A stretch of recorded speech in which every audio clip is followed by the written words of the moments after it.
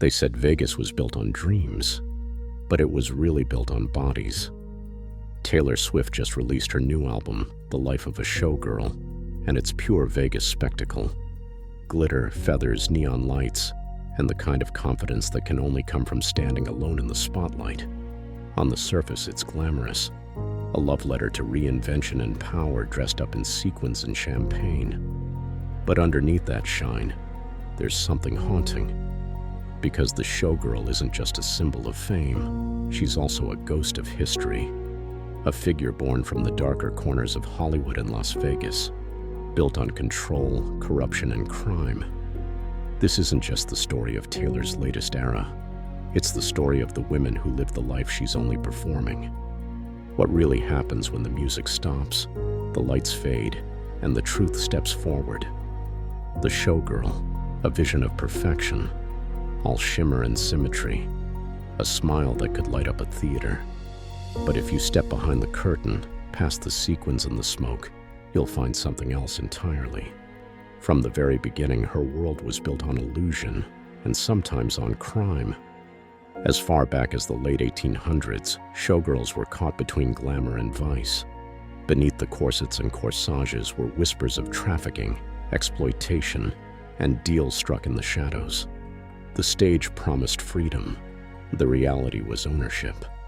By the 1920s, showgirls had conquered Broadway and Hollywood, from the Ziegfeld Follies' grand staircases to Busby Berkeley's hypnotic camera angles. But behind every synchronized smile was a system that fed on silence.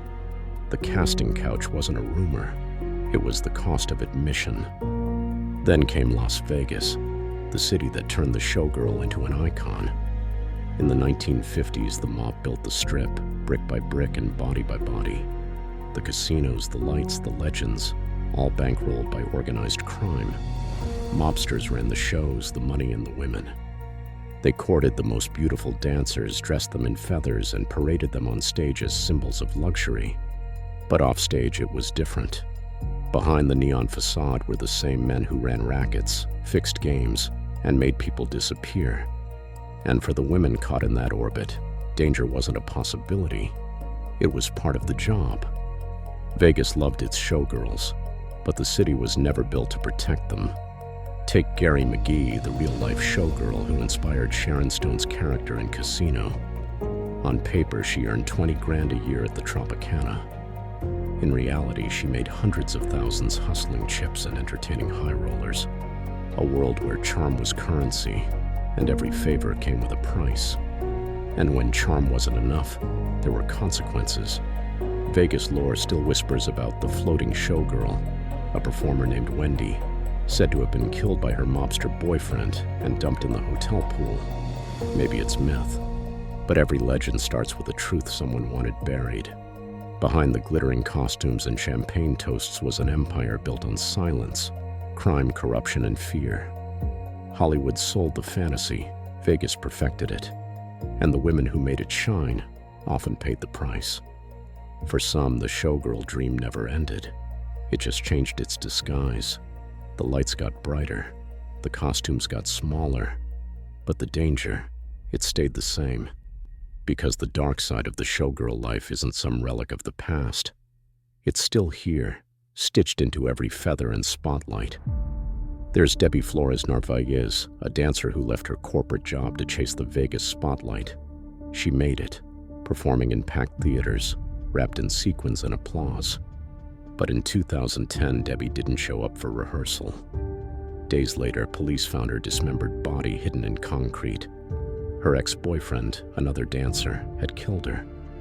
A dream of fame turned into a true crime nightmare, one that reminded the city that glamour can kill just as quickly as it can bless. Then there's Gary McGee Rosenthal, Vegas royalty in the 1960s. She was beautiful, magnetic, the kind of woman people built songs around. Married to Frank Lefty Rosenthal, a mob-connected casino boss, Gary's life looked like a movie. Diamonds, champagne, front-row seats to the empire of sin. But behind the scenes, it was violence, addiction, and fear. In 1982, she was found dead in Los Angeles. Overdose, they said. Others whispered something darker, that she knew too much, that she was silenced.